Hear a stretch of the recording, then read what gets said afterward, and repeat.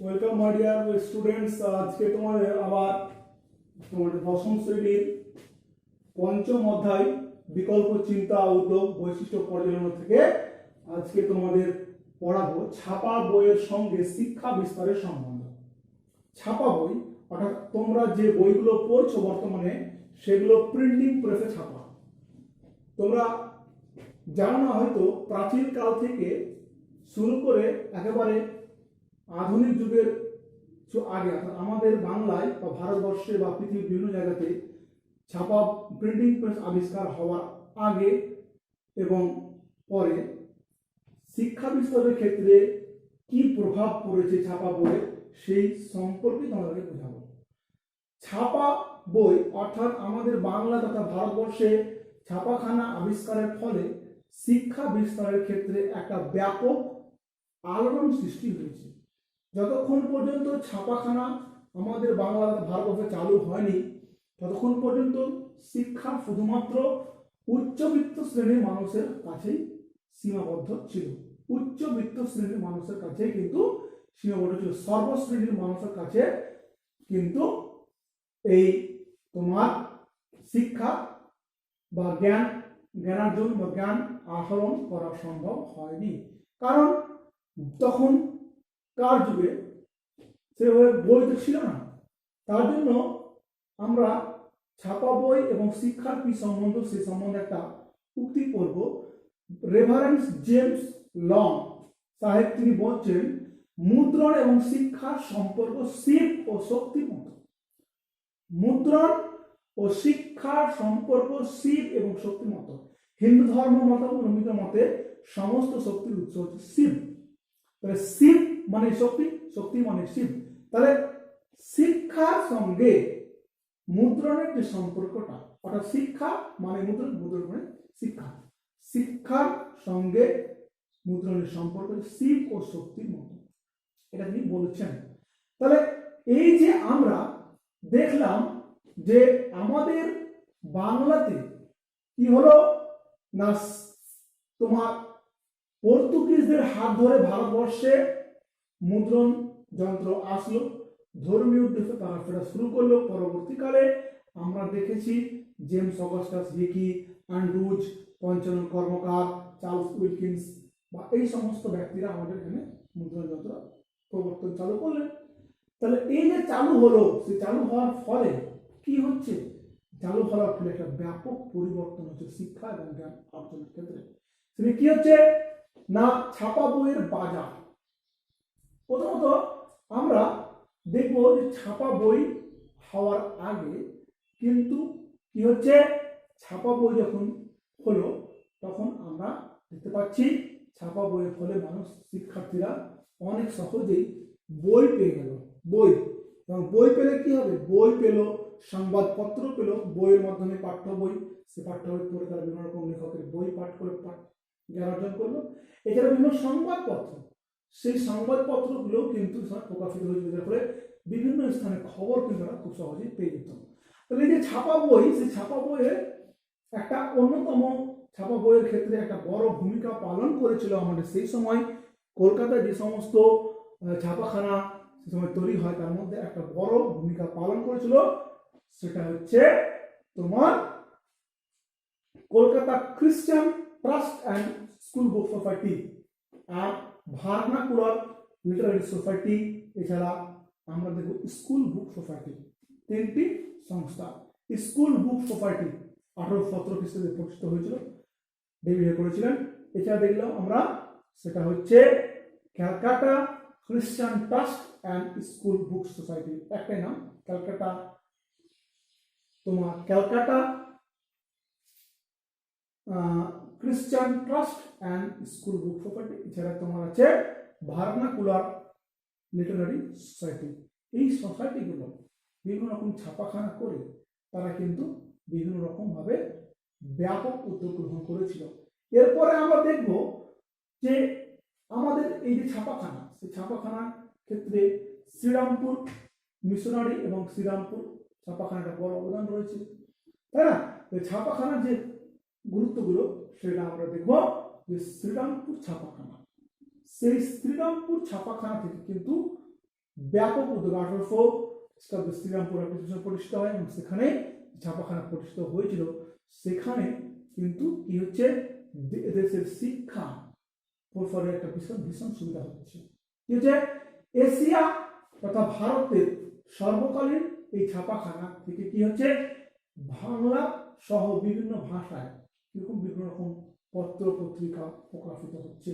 বিভিন্ন রকম যেমন ভারতীয় ভাষায় বাইবেল, রামায়ণ, মহাভারত, তারপরে প্রাচীন বিভিন্ন তোমার ছাপাখানায় প্রকাশিত হয়েছে।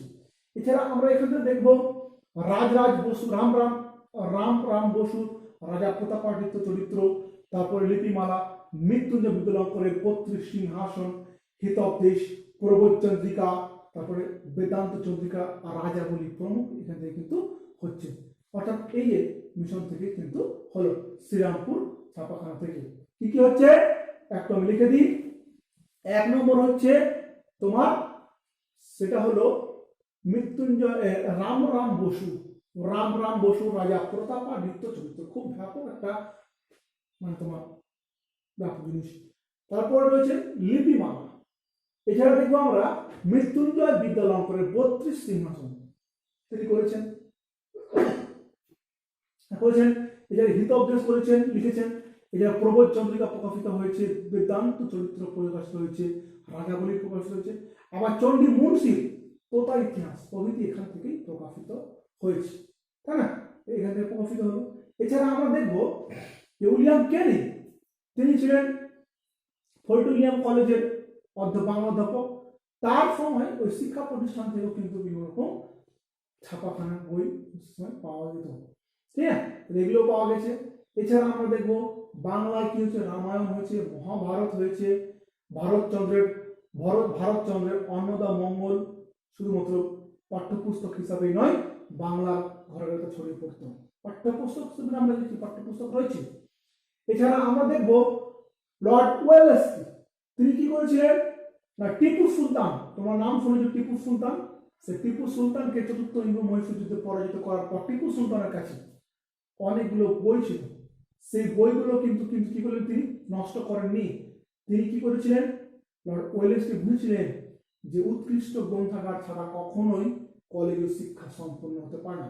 তাই তিনি যখন এই যে টিপু সুলতানকে পরাজিত করলেন, সে পরাজিত করার পর সেখানকার যে সমস্ত আরবি এবং ফার্সি গ্রন্থ ছিল সেগুলো কিন্তু কি করলেন, ফোর্ট উইলিয়াম কলেজের গ্রন্থাগারে সেগুলো নিয়ে আসলেন। এবং 1818 খ্রিস্টাব্দের মধ্যে এই যে কলেজ, ফোর্ট উইলিয়াম কলেজের গ্রন্থাগারে মুদ্রিত এবং পাণ্ডুলিপির সংখ্যাটা পাওয়া গেছে, সেটা হচ্ছে আমরা 11,500। এর মধ্যে 11,500 মধ্যে 3,000 ছিল শুধুমাত্র পাঠ্যপুস্তক, যে পাঠ্যপুস্তকগুলো পাঠ করে শিক্ষার্থীরা খুব সহজেই জ্ঞান অর্জন করতে পেরেছিল। এরপরে আমরা দেখবো পাঠ্যপুস্তকের সরবরাহ। 1 নম্বর বললাম শ্রীরামপুর ছাপাখানা এই যে বাংলা বই কিভাবে প্রকাশ ঘটেছে তার একটা শিক্ষা সম্বন্ধ। এরপর হচ্ছে আমরা পাঠ্যপুস্তকের সরবরাহ। দ্বিতীয় গুরুত্ব হচ্ছে পাঠ্য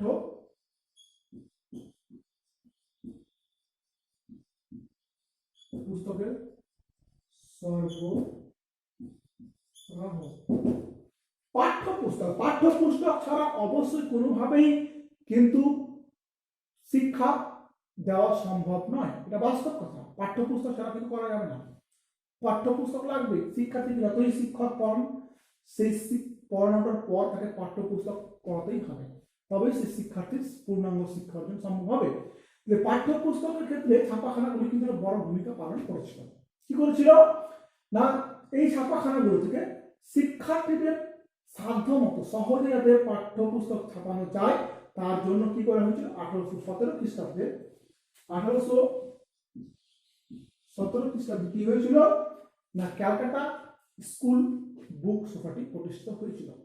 এখানটা থেকে খুব সহজেই, খুব সস্তায় কোনো সময় বিনামূল্যে ছাত্রছাত্রীদের পাঠ্যপুস্তক প্রদান করা হতো। এছাড়া আমাদের 1818 সালে ক্যালকাটা স্কুল সোসাইটি প্রতিষ্ঠিত হয়। সে তার অধীনে প্রতিষ্ঠিত হলো, তো তার অধীনে অনেকগুলো কলেজ বা অনেকগুলো শিক্ষা প্রতিষ্ঠান খুলে গেল, স্কুল খুলে গেল। সেইখান থেকে সেই সমস্ত ছাত্ররা সেই স্কুলে যারা পড়াশোনা করে তাদের তো শিক্ষা দিতে হবে, তাই না। সেই সমস্ত ছাত্ররাও কিন্তু ব্যাপকভাবে এই ক্যালকাটা স্কুল সোসাইটি থেকে 1818 সালে প্রতিষ্ঠিত ক্যালকাটা স্কুল সোসাইটি থেকে কিন্তু তারা কি করেছিল, পাঠ্যপুস্তক পেয়েছিল। তাহলে এইভাবে করে আমরা দেখছি। এছাড়া শহর এবং গ্রামের বিস্তীর্ণ অঞ্চলে যে সমস্ত জায়গায় শিক্ষার্থীরা শিক্ষা লাভ করতে পারছে না, সেই সমস্ত স্থানে পাঠ্যপুস্তক ছাপাখানার মাধ্যমে পাঠ্যপুস্তক প্রকাশিত হওয়ায় সেই সমস্ত জায়গায় কিন্তু পাঠ্যপুস্তক পৌঁছে গেল। ঘরে ঘরে ঘরে ঘরে ছাত্রছাত্রীরা কিন্তু পাঠ্যপুস্তক পেয়ে খুব সহজে শিক্ষা অর্জনের ন্যূনতম শিক্ষা অর্জনের যে সুযোগটা সেটা তারা পেয়েছিল। এরপরে আমরা দেখব শিশু শিক্ষার বই। ছাপাখানা বইয়ের ছাপা বইয়ের সঙ্গে শিক্ষা বিস্তারের সম্বন্ধ যে আলোচনা করছি, তার মধ্যে একটা অন্যতম শিশু শিক্ষার বই। শিশু শিক্ষা অর্থাৎ শিশু শিক্ষা ছাড়া কিন্তু শিশু শিক্ষার কিন্তু বই ছিল। বাংলায় শিশুদের মধ্যে শিক্ষা প্রসারে শিশুরা কিন্তু প্রথমে একটি শিক্ষা লাভ করার জন্য প্রথম কালে শিশুরা যখন শিশু থাকে তখন থেকে তাদের মধ্যে শিক্ষার প্রচলন শুরু হয়। তারপর তাদের জ্ঞান বৃদ্ধি, বয়স জ্ঞান বৃদ্ধির সঙ্গে শিক্ষার মান কোয়ালিটি বাড়তে শুরু করে। তাহলে তাদেরও কিন্তু শিক্ষার বই দিতে হবে, তাই না? তাহলে এই শিশু শিক্ষা বই প্রসারের ক্ষেত্রে কিন্তু অনেক ছাপাখানা প্রচুর শিশু শিক্ষা বিষয়ক পাঠ্য বই প্রকাশ করেছে। এর মধ্যে আমরা দেখব যে মদন মোহন তর্কালঙ্কার।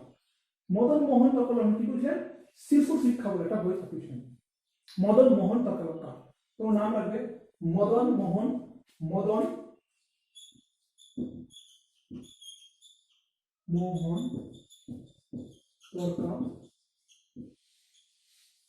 তর্কালঙ্কার। তিনি কি করেছেন? শিশু শিক্ষা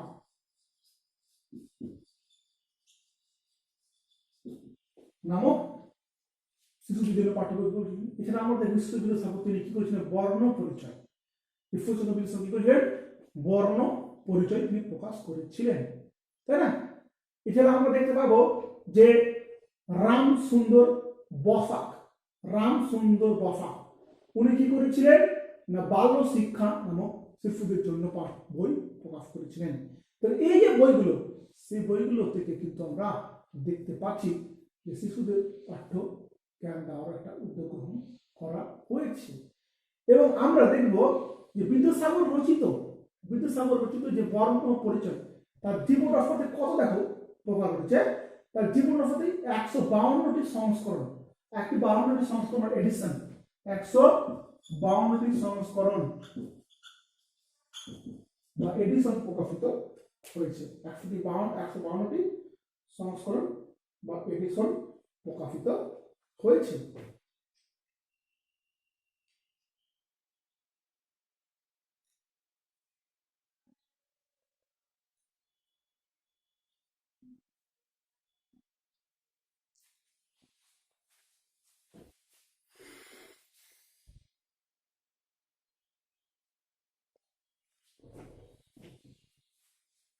এরপরে আমরা যেটা দেখবো সেটা হচ্ছে এরকম যে তোমার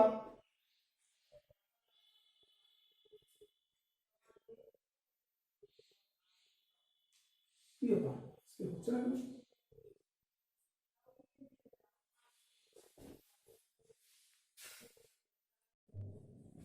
সংস্করণ 152টি সংস্করণ প্রকাশিত হয়েছে।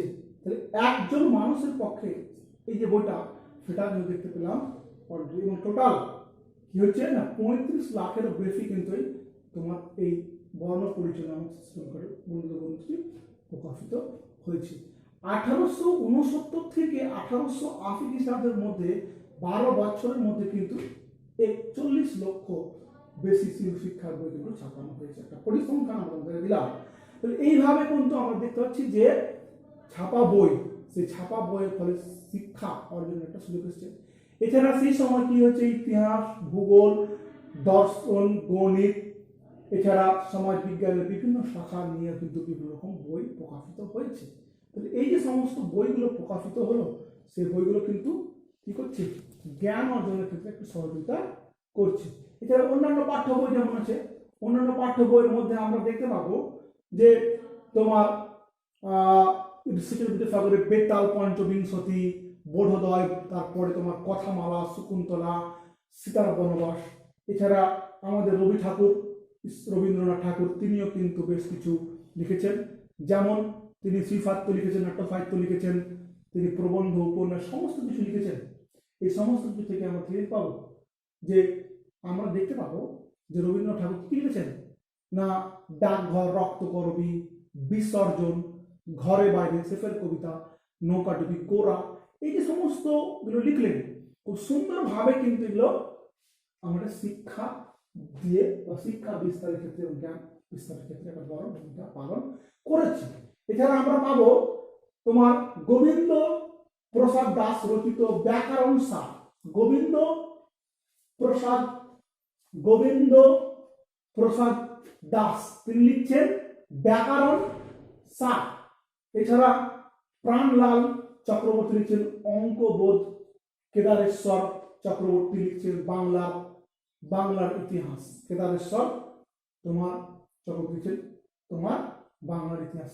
আনন্দ কিশোর শেঠ লিখছেন তোমার অর্থের সার্থকতা, অন্যান্য তোমার যে পাঠ্যবইয়ের মধ্যে পড়ছি। এছাড়া দীননাথ সেন লিখছেন বাংলাদেশ ও আসামের সংক্ষিপ্ত বিবরণ। দীননাথ সেন লিখছেন বাংলাদেশ ও আসামের সংক্ষিপ্ত বিবরণ। এই যে সমস্ত জিনিসগুলো, সেই থেকেও কিন্তু আমরা অনেক শিক্ষা লাভ করতে পারছি। এছাড়া আমরা দেখব এই সময় বেশ কিছু সংবাদপত্র কিন্তু প্রকাশিত হয়েছিল। গণশিক্ষা, শিক্ষা শুধুমাত্র ঘরে বসেই হয় না, অনেক সময় শিক্ষা শুধুমাত্র শিক্ষা লাভের কোনো নির্দিষ্ট বয়স থাকে না, একজন শিক্ষার্থীর কোনো বয়স থাকে না। প্রকৃতপক্ষে শিক্ষার্থীর কোনো বয়স, কোনো জাত, কোনো ধর্ম, কোনো সময়, কোনো স্থান থাকে না। শিক্ষার্থীকে অনেক সময় গণমাধ্যমও কিন্তু শিক্ষা লাভ করতে পারে। গণমাধ্যম একটা অন্যতম হচ্ছে সংবাদপত্রের মাধ্যমে বিভিন্ন রকম শিক্ষা লাভ আমাদের হয়ে থাকে। যার মধ্যে সেই সময় দেখবো আমরা যে সব মার্সম্যান তিনি কি করেছেন, সমাচার দিগদর্শন এবং সমাচার দর্পণ নামে সাপ্তাহিক পত্রিকা প্রকাশ করেছেন। এছাড়া গঙ্গাকিশোর ভট্টাচার্য বাংলার গেজেটি নামে একটি সংবাদপত্র প্রকাশ করেছিলেন। এছাড়া আমরা দেখব রাজা রামমোহন রায় তিনি কি করেছেন, সংবাদ কৌমুদী। ভবানীচন্দ্র বন্দ্যোপাধ্যায় তিনি করেছেন সমাচার পত্রিকা। ঈশ্বরচন্দ্র গুপ্ত তিনি করেছেন সংবাদ প্রভাকর, এবং দ্বাবেন্দ্রনাথ ঠাকুর তিনি প্রকাশ করেছেন তোমার তত্ত্ববোধনী পত্রিকা। এই যে পত্রপত্রিকাগুলো, সেই পত্রপত্রিকাগুলোর মাধ্যমে বিভিন্ন রকম সংবাদ, বিভিন্ন রকম খবর, এগুলোর মাধ্যমে কিন্তু অনেক জ্ঞান অর্জন করা সম্ভব হয়েছে। অর্থাৎ ছাপাখানা আবিষ্কার না হলে বা ছাপা বই যদি না থাকতো, তাহলে কিন্তু আমরা প্রকৃতপক্ষে বলে নিতে পারি যে একজন শিক্ষার্থীর পক্ষে পূর্ণাঙ্গ শিক্ষা লাভ করা সম্ভব হতো না। এছাড়া তোমার এই ছাপাখানাগুলো যে আবিষ্কার হয়েছে, ছাপাখানা চালু হয়েছে, তারপরে বিভিন্ন দেশে বিভিন্ন লেখকের, দামি দামি লেখকের বই আমরা পাঠ করে থাকি, তাই না? আমরা যে সমস্ত পাঠ করছি, সেগুলো আমাদের দেশের লেখকের লেখা, আবার অন্য দেশের লেখকের লেখা, সেগুলো কিন্তু ছাপাখানার ফলে আমাদের দেশে আসছে, আমাদের দেশের জিনিসগুলো ওই দেশে গিয়েছে। তারপরে কিন্তু এই যে শিক্ষা দেওয়া নেওয়া, মিলাবে মিলিবে, এই সমস্ত ভাবটা কিন্তু এই ছাপা বইয়ের ফলেই সম্ভব হয়েছে। তাহলে আমি তোমাদের মধ্যে কিছু কিছু জিনিস তুলে ধরলাম খুব সহজে, শর্টকাটে। তোমরা কিন্তু ভালোভাবে পড়ে, পাঠ্য বইটা ভালো করে পড়ে তোমরা কিন্তু আরো বেসিক জ্ঞানটা কিন্তু ক্লিয়ার করবে। এখনো প্রায় 40 দিন মতো স্কুল ছুটি থাকবে। তো 40 দিনে আমরা যতটা পারবো তোমাদের পাঠ্য পুস্তক থেকে ধরে পড়াচ্ছি, তোমরা একটু পড়ে নেবে, তাহলে তোমাদের খুব সুবিধা হবে। থ্যাংক ইউ, ধন্যবাদ। লকডাউন অবশ্যই মেনে চলো এবং নিজেকে প্রোটেক্ট করো, সমাজকে প্রোটেক্ট করো, দেশকে প্রোটেক্ট করো। থ্যাংক ইউ, ধন্যবাদ।